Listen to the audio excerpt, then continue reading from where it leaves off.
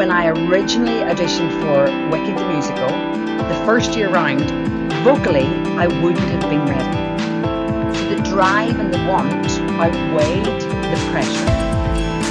You have to have some type of fearlessness, I think, in this business. I mean, sing like a bird, but I don't care, because I don't believe a word that's coming out of your mouth.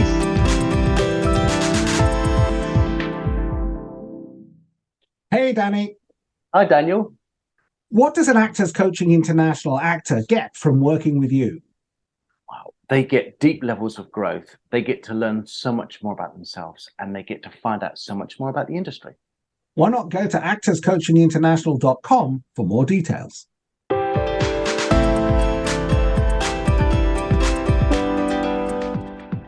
Rachel Tucker, you are in the room with us. How are you doing today? Oh, I am in the room virtually, but I'm in the room. I'm very well. Really lovely to be here. Thank you. Well, thank you so much for giving us some of your time today to talk to us. I mean, we thought for one moment that you might be recording this podcast from an airport departure lounge. Miss Tucker, please could you come to gate 13? Your flight is departing. I am not in an airport lounge. I don't know where that came from. I mean, I could very rightly be in an airport lounge because I have been all over the show. I understand why you thought that. But no, I am here in my living room in Union City near New York. It's fantastic. We've got another guest coming in from the States. It's been a while since we've spoken to someone from the States. It's lovely. Well, you're not from the States, of course, but in the States currently. Christian, how are you doing? No one's asked you how you are today. How are you? I'm very well, thank you. Thank you for asking. Good. We just have to check in with him now and again, Rachel. It's like a lost puppy, our Christian over there. So we start all these podcasts, Rachel, with the same question. You can answer it however you want to. How do actors get in the room? Oh, wow. How do they get in the room? Well, you don't get in the room quickly. That's for sure. From my opinion, my experience has been, there's a great saying, it takes 10 years to become an overnight success. And it's true. To get in the room in front of the right people, you know, the people that you want to be in front of, it takes time. Like anything that's worth waiting on, it takes time to mature not only as a person, but as an actor, as a singer, especially for any vocalists, any people who are either for studio or album stuff or musical theatre who need and use their voice as part of their toolkit. It takes time. Like, for example, when I originally auditioned for Wicked the musical, the first year round, vocally, I wouldn't have been ready. So there's a brilliant example of getting in the room, but not being ready. So for me, it's time. Did you know that going into that first audition, or is that something you realised looking back on it? Absolutely not. I was like, I could play this part standing on my head. At the age of 12, I was like, yeah, I've got this. Absolutely not. But you know what? When I look back at myself then, I am that side, that innocent, that go-getting, that no fear, just all confidence, little Rachel Tucker. Like, that has gotten me where I am. Mm. But when I think of myself now, I am like a shell of that. I'm like, oh, they really want to see me? Like, it's amazing how, as mature and wise I've got, there are some bits of it that through experience and through knockbacks and, doors slammed in your faces very, very sorely, you then become this, there's like the insecure side happens and creeps in and you think, Rachel's not insecure. And you're like, I totally am. So it's amazing that little young self. If I could go back and tell myself that, I would say, keep this. It's so sacred. It is your golden ticket to success. Absolutely. It really, really had stood me in such great stead. And I don't know where I got it from, probably my parents or my upbringing. It was just like, I could do anything. There's nothing I couldn't do. So I had that attitude and energy from Belfast over to London and through all these auditions. So anyway, I've probably answered a lot of the questions that you were just about to ask me. So I'm sorry. No, it's fine. You touched upon 12-year-old Rachel Tucker there. And we're really interested to hear about the start of our guest careers. So what was it that brought you to working in this industry?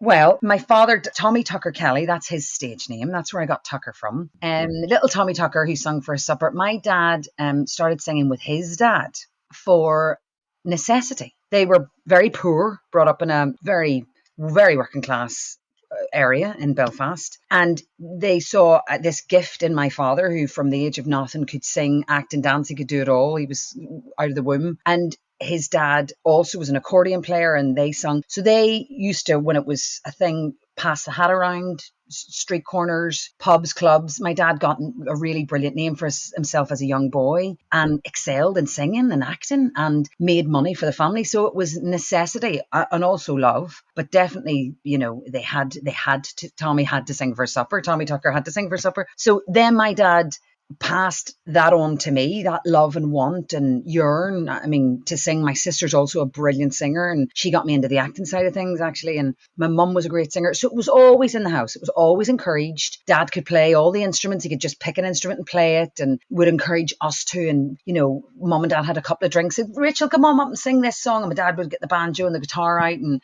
so it was always encouraged, and it was the norm in our house. So if it's normal, then that's great, and you've got a talent. It's being constantly supported and nourished. So it was easy for me. I was in a great household where that was valuable, so valuable. Did you ever feel any pressure in that regard? Not obviously from your family, because as you said, they really supported you, but you're surrounded by that the whole time. And I guess you fell in love with it, as you say, at a really young age. Did you ever put pressure on yourself to be successful professionally, even as a kid?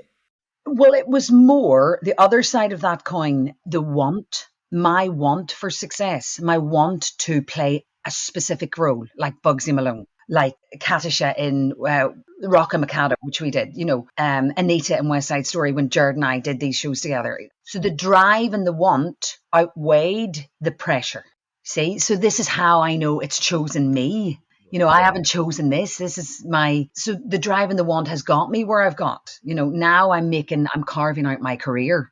There was almost an inevitability to it, you're saying? Yes. So therefore it wasn't a massive like pressure, because it's like, well, I should be doing this and it's what I like, so I should. It's more, I want this more than breathing. So I enjoyed the pressure. And it's also like audition processes. When I hear people say, oh God, I hate audition, I'm like, oh my God, I'm the weird one. I love auditioning. I love showing off. I'm the biggest show off you meet when it comes to singing, acting through song. I can do it. I want to show you how good I am. That comes from that family kind of, go, get up, come on, sing. And it was just so encouraged. And there was never an insecurity there from a young age, which some people maybe have had from a young age. So almost like a trauma where, I couldn't do it. And they find an insecurity that was never there. One of the better things that we were taught at drama school, definitely, before I move on to the next question, we were sort of told that to walk around just on the right side of the cocky confident line, just bordering on too much. If you could find that place, you're probably in the sweet spot, but not to force it if it comes naturally. Otherwise, if you're just pushing it for nose, it's like emotion. If you just force it in a scene, it's not going to be legit. Yeah, you can see it a mile away. That's true. So, being the West End's longest running Elphaba, I mean, when I wrote these questions, this was accurate. This is still accurate, correct? I believe so, yes. We're going to hold on to that. And, it's one of the hardest roles to sing in musical theatre, and you performed some of those shows whilst pregnant. So it's probably fair to say that you know a thing or two about performance stamina in musicals. So heading into any role, the question of, am I going to be able to get through this contract, is a question that a lot of actors ask themselves. In your years of experience, what are your proven tips and tricks to maintain yourself throughout a long run in a show? Okay, well, when I first got the likes of Wicked, that was my real career-changing role. And it was something I wanted for 10 years. And my first week of performances, I was very scared about. Obviously, there was pressure there on, well, can she do 8 in her first week, right? There was all this talk because the previous ones hadn't, or, blah, blah, blah, and this one couldn't, and it's a real letdown for the company if it's not, So I had a friend's 30th birthday party, and I went I couldn't miss it. She's my best mate, Stevie, and I went in the theme, which was Bond, Hollywood Glam or Bond, something, and I went with tape across my mouth, gaffer tape, and a sign saying, I have been vocally arrested by Bond, and Guy was my Bond. So I couldn't physically speak when I went to the party. This was the first week of shows, so I knew I needed to shut up on Sunday and most of Monday, because I didn't know where my voice was going to be at for Monday night show. So as long as I kept stum and stayed quiet, I could still be at that party.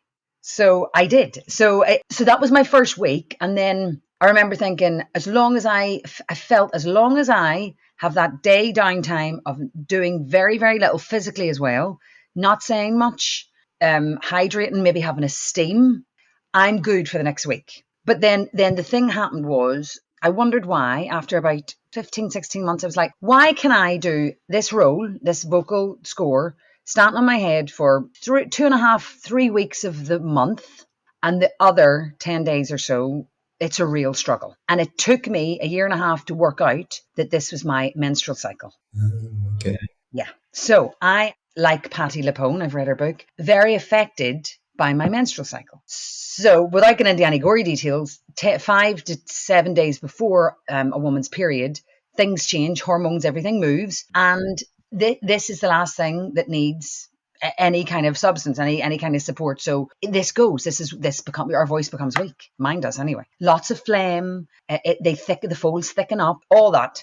So it took me a while to work that out. And when I did, I was less hard on myself. I then made sure I drunk more water, drunk less alcohol, steamed more often. The days I needed to take time out, take off, I gave myself those days. So did the company. They were very, very happy at saying, you're not able to do shows this, like maybe day or two. Fine, take the time off. They had brilliant standbys and understudies to go on. They were great at allowing time off. So again, there was no pressure unless they were really struggling. But it was great, and it taught me where my stamina is and where it's at, and how I navigate and my month actually. So for women, it's different. It's really interesting you say that, because I've heard horror stories before of young female performers in the West End. If they can't perform for, say, 6 months, or their throat's done by that point, they're just replaceable. So that's really good to hear that they were supportive. No, they were great. They were absolutely great. And it's you're going into, say it's a year's contract. You go into a year's contract going mentally, right, well, I'm not going to do 360 shows. It's impossible. I'm not a robot. Of course, there's going to be time off. So you need to allow for time off. And in the UK and America, it's different. But you get 28 days holiday. You get sick days. There's more pressure, I feel, in America, because you have an allocated shorter, smaller amount of sick days and holiday days, which you accumulate over 6 months. So the first 6 months of a contract here in Come From Away, it was like I had no holiday until I'd done 6 months, no vacation, and you have 3 personal days. Yeah. And then I think you have 3 personal days and another 3 of something else, but everybody uses them so sporadically. It's like nobody's sick, or else you don't get paid. Literally get docked a lot of $100 a show if you don't show up. So everybody's there all the time. That's crazy. I've got a question just before we move on to the next one that I think would be really interesting for people to know, and you don't have to answer it. It's just a little bit about pay.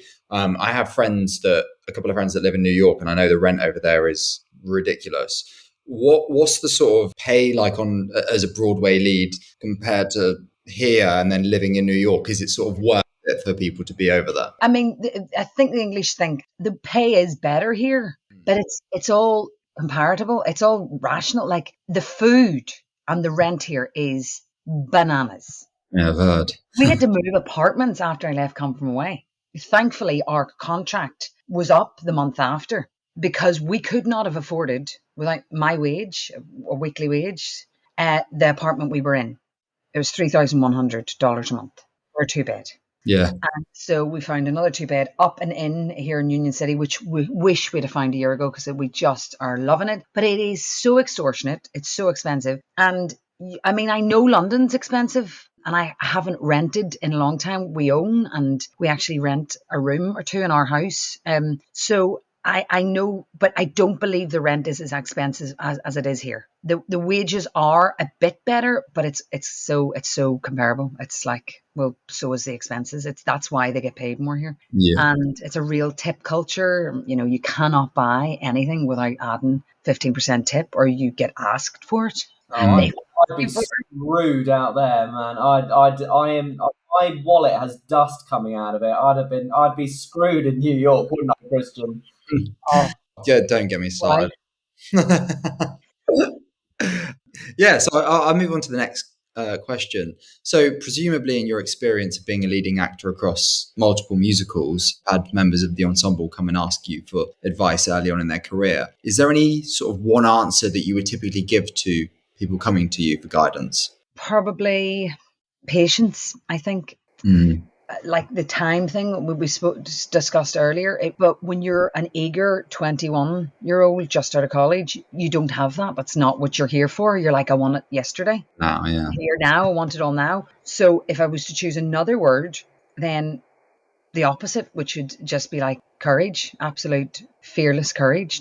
Go for it. Because if you're asking me one word, they're very they're your extremes. There's a lot of grey areas in between, but you need both of those things, I think, in this industry to be and for the longevity of it. I have a few friends that, after 10 or 15 years, they've had enough of the business and they're like, out, I want to teach now, I want to set up my own school, I want to whatever. That was never, ever in my head. So, and I actually I used to feel really sad when I heard people leaving the business. I'm like, what? Like, I couldn't understand. I can't understand it. Because for me, it was a given. It's like, it's the only thing I am good at doing, and I have honed my skills, like auditioning skills, like technical skills for my voice, like teaching skills that I do as a day job, like, speaking to people on Zoom calls, speaking, just audition technique, everything. So when you get really good at all that broad rainbow of spectrum of things that you need to be good at as an actor, you're like, and now I'm going to give it up. I'm only just getting good at it after 15 years. So, it's longevity, it's patience, but absolute, you have to have some type of fearlessness, I think, in this business. Do you think you can develop that fearlessness? Well, I think it's innate in me. I think it's in me. I think it's helpful if it is something that you possess from birth or nurture, being your upbringing. I think, like I was saying earlier, maybe I've become a bit more conscious or self-conscious or insecure at certain things of my personality and how I want to show myself in the business. So I would, I will go to the person maybe on social media who I know is courageous and fiery and inspirational, and I will try and remember what that feels like and soak up that energy rather than, I am enough. I have done such great things, and I have to remind myself, like, where I'm at is okay, and calm down. And you're not going to get all the offers today or tomorrow, or it's not all just next year isn't going to just lay itself out in front of you. I just need to remind myself of that. We all do. I think as well, when you've got that career to back you up, it's weird. I guess you say that while it's the only evidence you need for that courageousness, it's one of those things that does that add the pressure that makes you doubt yourself, Yeah, right? That's right. That's what I mean. So that young side of me was like, well, I've nothing to lose.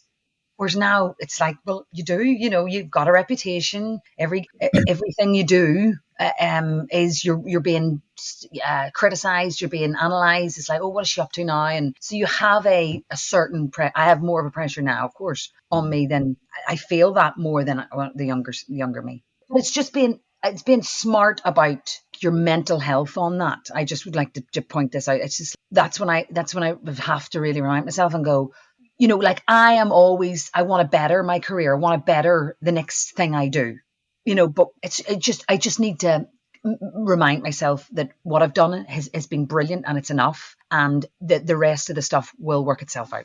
And a lot of the time, it doesn't matter what anyone else says. If you don't believe it, they can help you to that stage, but you need to decide what you just said there. You need to decide you're enough, and then you're off. And then we're okay.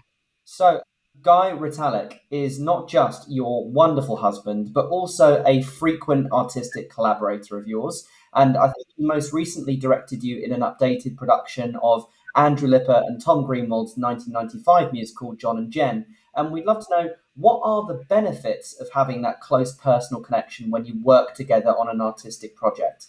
Honestly, it's invaluable. It's so invaluable. He is my guru. He's my rock. He's my sounding board. He also comes up with some fantastic new ideas for me. He is my biggest cheerleader. Like, I live with my biggest cheerleader, and not in a fangirl way, not a fanboy way, but just always is my best interests at heart. Because he's so creative too.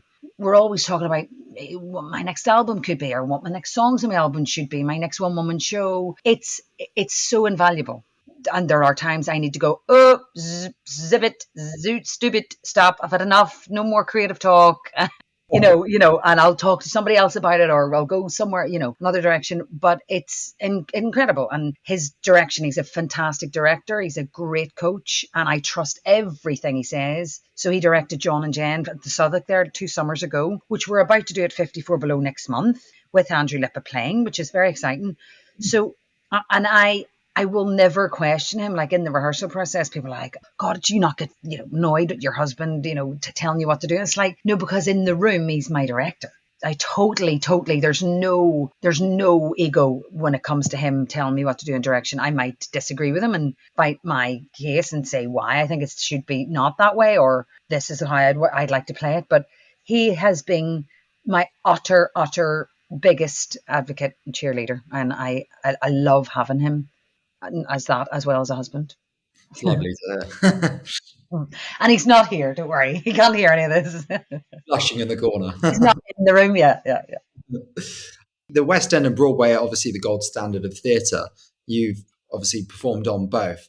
Are there any recognisable differences between the two that you didn't touch upon earlier, whether that's how the shows are run or how audiences receive work or anything that you might have spotted?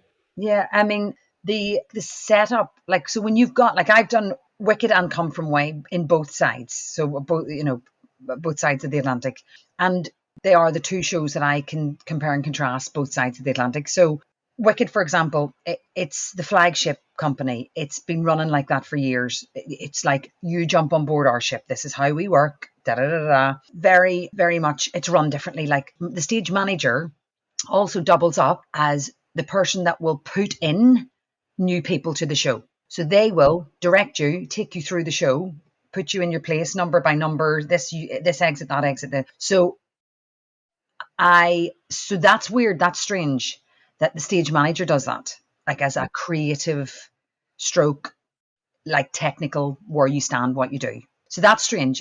Come From Away was different. It was the choreographer put us in over here, but I had done it in London with the director, the original director. So it was a bit more like what I knew. The audiences are way more vocal on Broadway.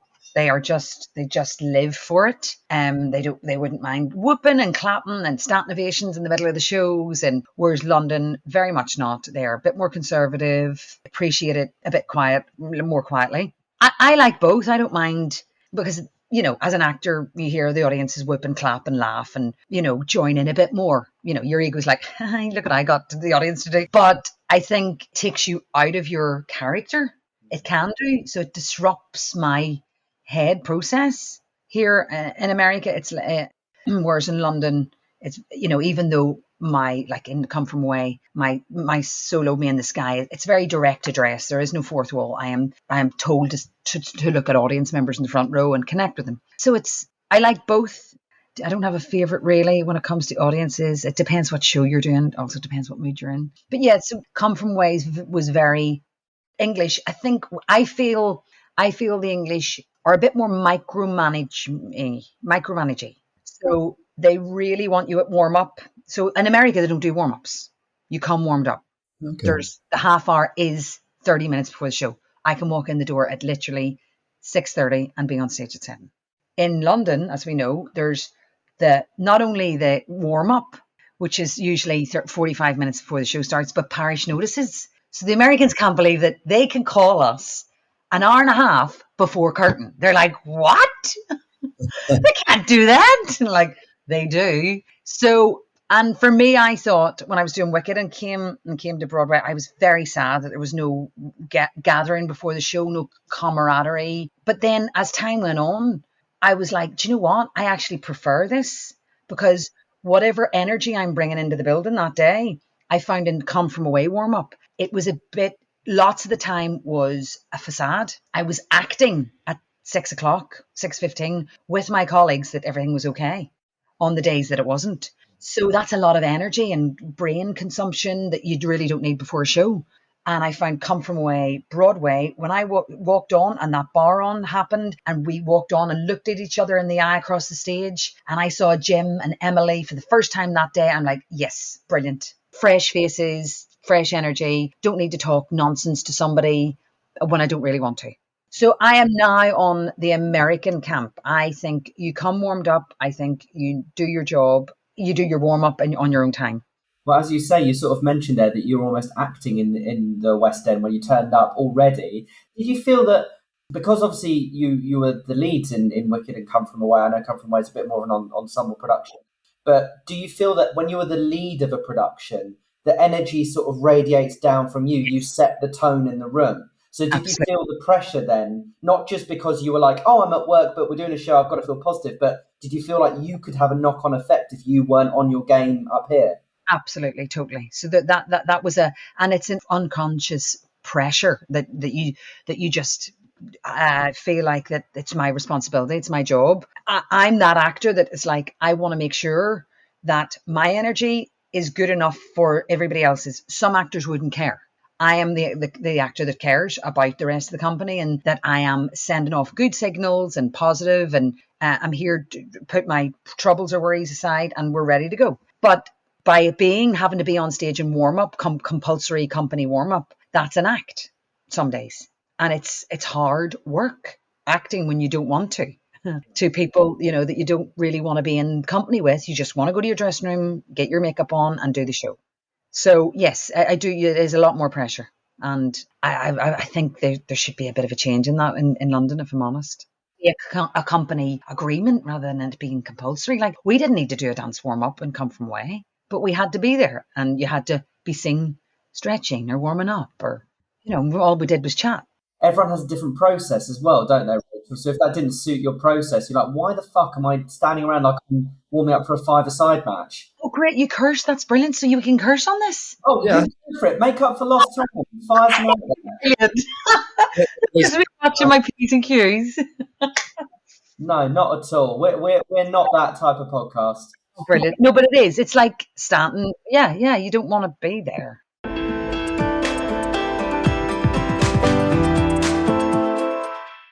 Hi, we're selftape.co.uk, but don't forget the hyphen. That's self-tape.co.uk. It's a bit of a mouthful, but it's a mouthful worth chewing on. Anyway, as the name suggests, we do self-tapes for actors in London. Maybe you've run out of time, maybe you have kids, perhaps you can't find a reader, or let's face it, you could just be a little bit at setting everything up. Well, that's where we come in. But it's not all we offer, no, we also shoot showreels for actors too. Custom showreel scenes shot from scratch to show casting directors and agents exactly what you can do. Well, that is, if they can be bothered to watch. Any In The Room listeners get 10% off all of our services just by quoting In The Room. So get in touch and visit www.selftape.co.uk. Or don't, it's completely up to you. But whatever you do, don't forget the hyphen. You get it.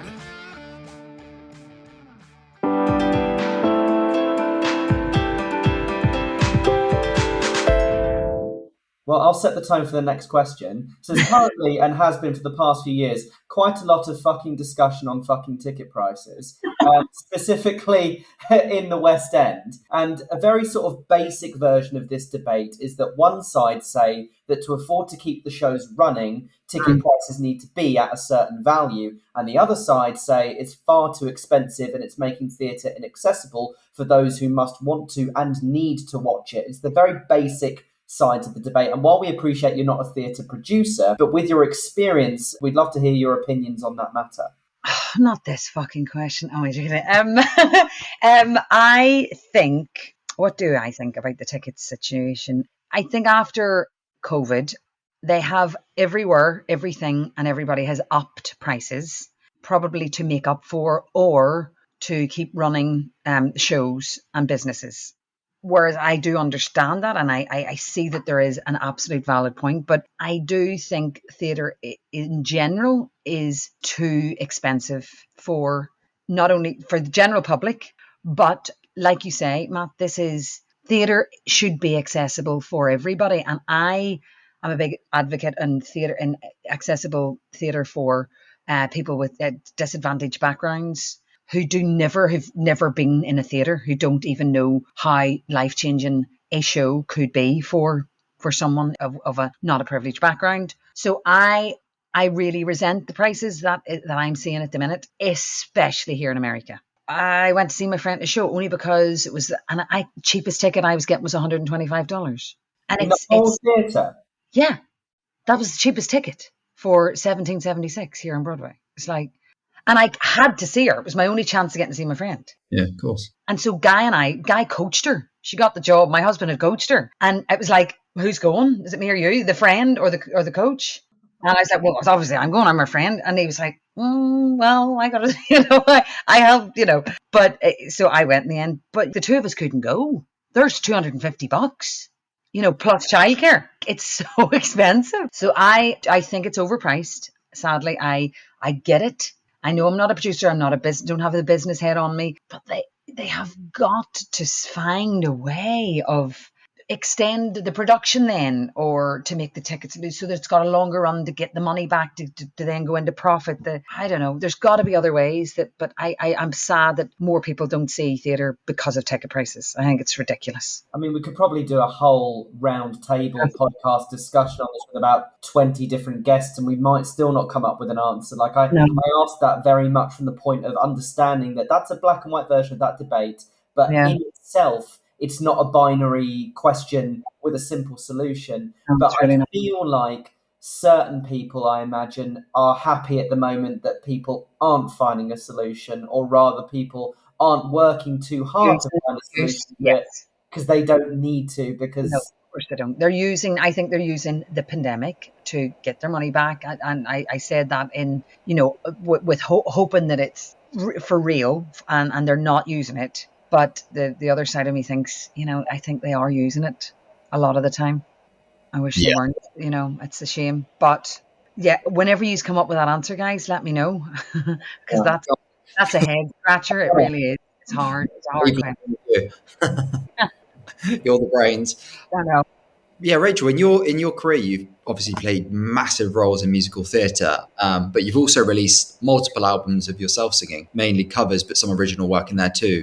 The Reason, On the Road, and most recently in May 21, Lessons. Actors often find it easier playing other people rather than being ourselves. Where do you personally feel more pressure? In playing a famous character like Elphaba, or putting out music as singing as yourself?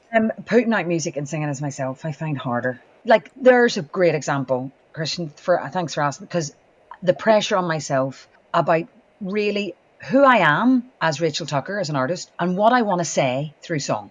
I can't answer that right now. I feel like I don't know who I am and what I want to sing. When honestly, like my husband would say, but that's nonsense. What did you sing the other day? You were like, oh, I love this and I want to put my own. So that's the insecurity creeping in. That's the fear that I'm not good enough. Why would anybody want to hear my original song? Why, all that. So that is more putting yourself out there. You're more vulnerable. You're more aware of criticism when it's your voice, your take on it, your original song or whatever it is. So yes, I am less comfortable in that area. I adore being somebody else and a different character and singing somebody else's scores. That for me is home. That's heaven. I'm really comfortable there. But there's a lovely middle ground where I find with The Last Ship, the Sting musical I did on Broadway, was originating, finding something really authentic in a new character that no one had ever done. So I got the taste of that and love it. So with a great director, with a great script, with a great score, that's my ultimate, that's where I know I will live and love whenever that opportunity happens again. I'm always looking out for those projects. But yeah, so I prefer having a real foundation of a script, a score, and then running with that. I'd love to ask you about, because you just said to us that you've come back from doing a week's load of concerts in Japan. And I'd be really curious to say, how do people, again, receive your songs in different parts of the world? We've spoken about how US audiences behave and how UK audiences. It's just off the cuff, I was quite curious as to how audiences in places like Japan receive work. Yeah, this was like stepping into, literally, you took me off planet Earth and set me on a different planet. It's such a different culture. It was the biggest culture shock, especially coming from New York. They are extremely polite. The audiences, they will clap, but very quietly. They will never whoop. However, at the end, we had 5 encores, 5 bows. We had to. They stood, and they would clapping until we came out 5 times. And this is expected. That's their way of whooping. They That's just lovely. endless claps, endless bows. It's so they are everything is they're 2 steps ahead of you. So everything was done for us. There was no asking questions. When are we getting this? Or it was rota crazy, and I appreciate it so much, because when you are coming out and you're just like jet lag, like I was saying to you boys before that we just started recording, how exhausting that can be, and then you're having to show up at rehearsals and you're tired, not only in your head but vocally, or having to sing in front of an orchestra for the first time and making sure you sound good and you know you're hitting all the right notes. And so if everything's just as it should be, like it was in Japan, it made the job so much 10 times easier. The sound was immaculate, even in rehearsals. It was like I didn't even have to ask for anything. It was like everything I needed as a vocalist was like impeccable, unbelievable. So that's what Japan was like. It was next level efficiency. That's so awesome. That sounds like my type of dream as an actor. It's just to not have to worry about anything. So, rotors, sheets, timings. That's my kind of nerdy acting job. I love that. We've got one more prepped question before we move on to the rapid fire one. So Hannah Waddingham said in her Emmy acceptance speech in 2021, West End musical theatre performers need to be on screen more. Please give them a chance, because we won't let you down. Now, firstly, presuming you've looked to branch out in that direction, we know you do have screen credits. Do you personally find it a bit more difficult to get screen opportunities? And secondly, how does the industry get over this stigma towards MT performers acting outside of that given medium? It is such a great point and great question. And I am sick of banging this drum on this door. And I cried when Hannah Waddingham said this. I was like, yes, Anna, yes, you do it, girlfriend. I erupted. I am delighted that this has been highlighted, because we have got they don't seem to be interested in us. Yeah. We are of a certain type. We're in a wee box where we jump about, we sing, act, and we dance, and it's great, and it's great entertainment, but it's not really acting though, is it? Is the attitude. Now, I have to say, on the defense of the straight acting TV, film world, whatever you want to call it, if I have 4 top acting colleges, I'm not going to name them, but we know them, top acting colleges throughout London, and there's 20 new graduates every year, all got so much going for them. Exactly, tell me, why would you go and pick someone who's just come from one of the top musical theatre colleges if you're wanting to star and cast someone who needs Shakespearean training, or needs to know, who has just been steeped in Stanislavski for 3 years? Or, why would you go and pick a list of people from a musical theatre course when you've got 5 courses of straight actors of brand new grads? Who would you choose? Yeah, I see what you mean. Right, you see. So here's the problem. So I made my bed. I went to musical theatre college. That's my bed. That's where I live at 21. That's where I sing and perform really well. I got into college because of my voice. So it swings and roundabouts. It's like, of course it's going to be harder for us, because my college is Royal Academy of Music. My instrument that I studied in depth was my voice. So you see what I mean? So it's annoying when you hear people, oh, I can't get in, I can't get sing. Well, yeah, because you've done 10 years of musical theatre.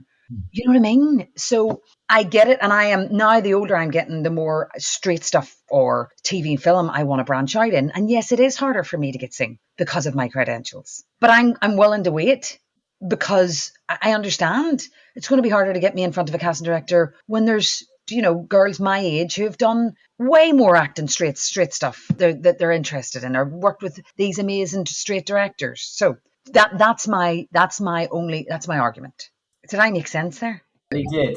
It's one of those things, though, isn't it? In the sense of, I guess there's more examples you could give, because I'd imagine straight out of drama school, given the choice between, say, a Guildhall graduate and a Bird graduate, which is a very strong dance college, if you're going to cast for a TV role, you're probably more likely to bring Guildhall graduates. But if you've spent 4 or 5 years on the West End Yeah. especially say if it's a show that is less dance heavy, even though that requires acting using your body. I'm aware of that. But if it's a very textually heavy show and you've Yeah. clearly been doing it for multiple years, I don't understand why you can't at least get them to audition if they fit the casting brief with their looks and their characteristics or whatever, especially in a self-taping era when you can call in hundreds.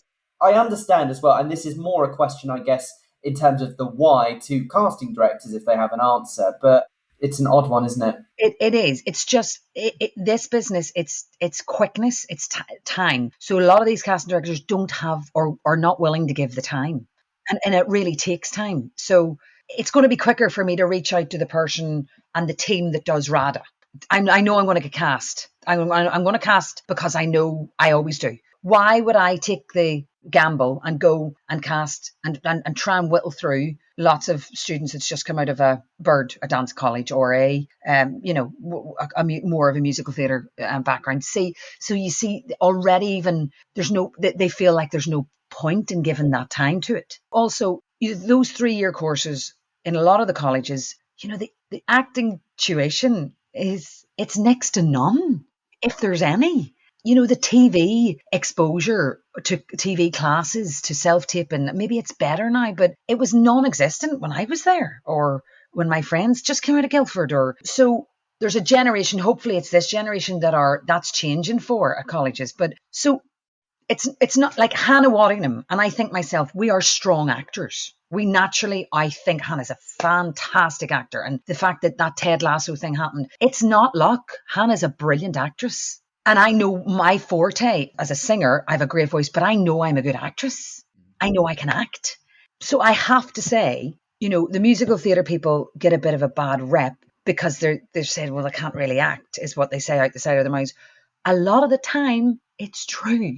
There's an awful lot of not acting musical theatres who can sing brilliantly and who can get through a show and a lead without being a good actor. Let's be honest. I have cringed at many a show of going, sing like a bird, but I don't care because I don't believe a word that's coming out of your mouth. So when you're a straight casting director and you're going for the voice and the shows, you're going to the musical for the sound. You're not going to pick someone for acting. That's what I have found in my experience.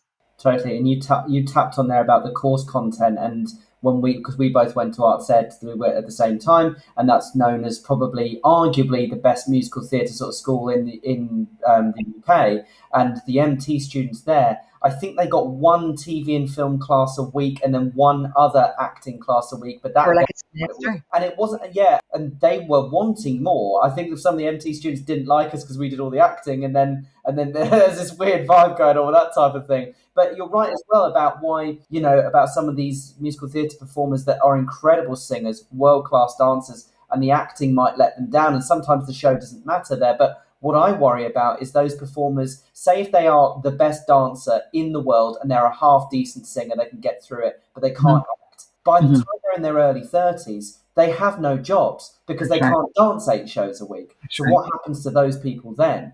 That's right.